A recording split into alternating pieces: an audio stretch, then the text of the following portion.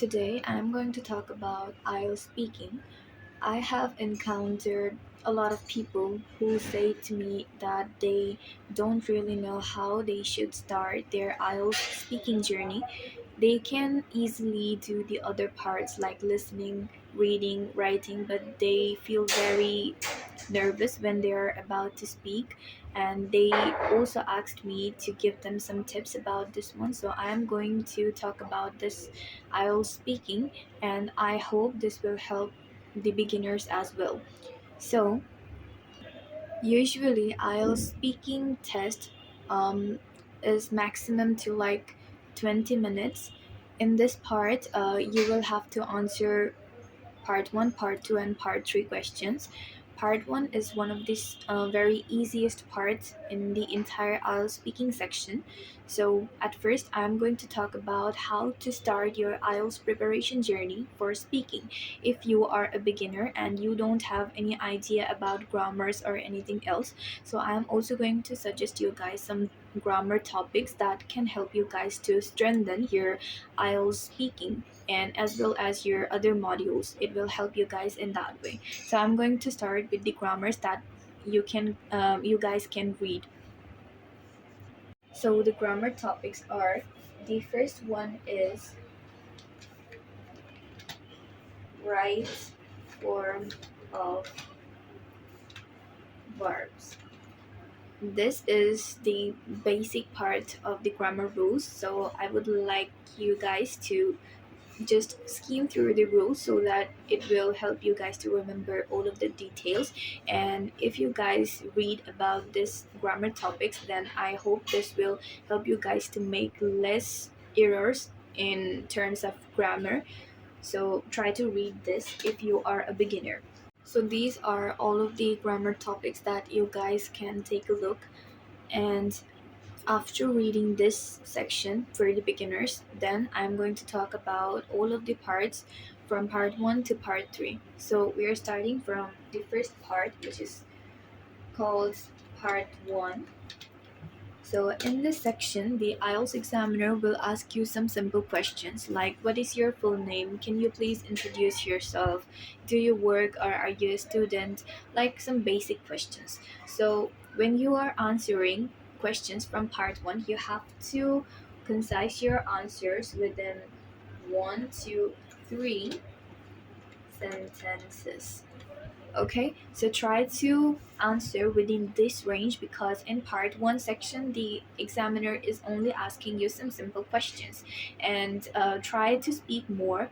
And there are some things that you have to keep in your head when you're answering these questions, like you cannot simply just start your answer by saying yes or no. In part 1 section you cannot say it in this way. Try to answer in full sentences instead of just saying I don't want to or yes no. You cannot say it in this way, because this will, if you answer if you give your answer in full sentences, then the examiner will know that you have the ability to elaborate your answers more. And in part 1 section you are basically giving your examiner an impression about you. So I hope you guys understand what I'm trying to say. And also, you need to keep one thing in your mind as well. Do not use informal words. This is an exam. You are not talking to your friends or someone that you know. You're talking with an examiner. So try to use formal words, but that doesn't mean that you have to use very advanced words as well. If you are comfortable in using advanced words, then try go ahead and try it, but don't use informal words like yeah, no. No, you cannot do that. I have taught many students, and most of the time they subconsciously just say that yeah, no, no, you are not talking in that way, because you are not talking with your friend, you're talking to an examiner. You have to keep that thing in your head. I have to say one more thing, that when the examiner is asking you your name, like introduce yourself, what is your full name, you just have to answer in that way, like my full name is, then your name. You don't have to say the meaning of your name, who gave you your name, where did you get that from, something like that. You don't have to say it. You can just say that my full name is that, and when they ask you how should I call you, or in what way you prefer to be called, you have to simply just say that you can call me, then your name, or I prefer to be called by my given name, which is, you can say it in this way. Okay, then we are going to proceed to the part 2 section. Part 2 section is also known as cue card section. So in this section, the examiner will give you 1 minute preparation time. In this time, you have to take notes, and after 1 minute preparation time, the examiner will take away your cue card section, and you will only have your prepared notes with you. So try to write down the things that you are going to talk about. Okay, and after your 1 minute preparation time ends, you have to talk about like 2 minutes. Try to speak until your examiner stops you. I have given a detailed video about the cue card section. You guys can check it out. I will give the link in the description box. And also, some people asked me how they should answer a particular question if they don't have any idea. So I'm also going to discuss about it in this video. If you get a cue card or a question that you simply don't have any idea about, but you still have to answer it, then you can try starting your answer in this way. Like, so our topic is about how to answer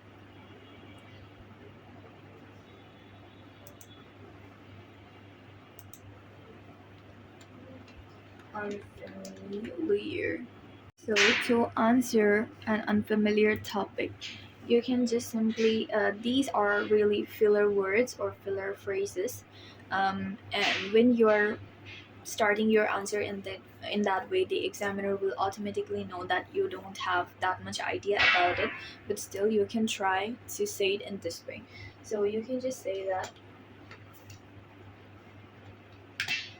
that's a very interesting question. I do not have much idea about this topic, but if I have to answer it, dot dot dot, then you can elaborate your answer. You can say it in this way, like that's a very interesting question. I do not have much idea about this topic, but if I have to answer this question, then I might say something. Then whatever your heart says or your mind speaks, then you can talk in that way. And I think this will help you, and it will give you some time to think about, and try to ignore long pauses. Try to think about for like small portion of your time, then try to answer immediately. So avoid long pauses. And for the last part, we are going to proceed to the part 3 section. This is the last part in your IELTS speaking test or IELTS speaking preparation, but in this part, you are going to get the difficult questions, and try to give the last impression on your examiner, and try to answer very confidently when you're giving your speaking test. This will help you a lot. So in the part 3 section, you can't elaborate your answer like you did in part 2 section, so try to keep your answers concise within like 3 to 5 sentences. Okay, so try to make your answers concise, because if you elaborate your answer more than the sentences, then your examiner will interrupt you. So try to make your answers really well organized and also concise.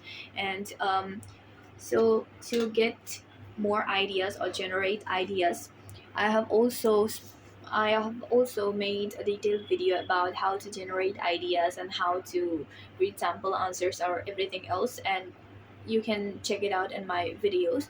So these are the basic things that you have to remember in your speaking test or in your speaking preparation. So the first and foremost thing that you have to do is practice. Practice your speaking every day. This will make you very fluent. And the most important part of your entire speaking journey is your fluency. Fluency is the most important part, and also your vocabulary. So there you will have another mark which is distributed to each section. We have some marking criteria like fluency, coherence, cohesion, vocabulary, and lots of things, and also grammatical accuracy.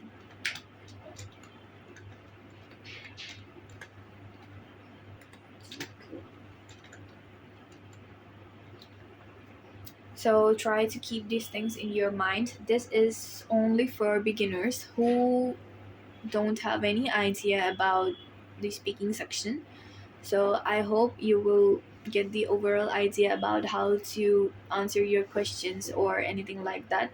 I will also give some details about the speaking section for those people who want to get a higher band score. Like this is only for the basic parts. If you follow these things, then and use normal range of vocabularies, then you will get like 6 or 6.5 band score. But if you want to get higher band score, then you have to use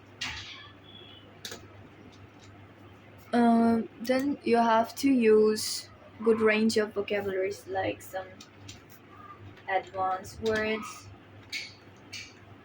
some idioms, and phrases as well. So you have to, and also I forgot about one thing: connectors and linkers. You have to also include these things in your speaking. In that way, you will get a higher band score. So I will make another video for those who want to get a higher band score in their speaking. So this is only for the beginners. Try to watch the entire video so that you can get overall idea about how to start your speaking journey, how to practice, and everything else. Okay, so if you guys have any further question, you can ask me anyway.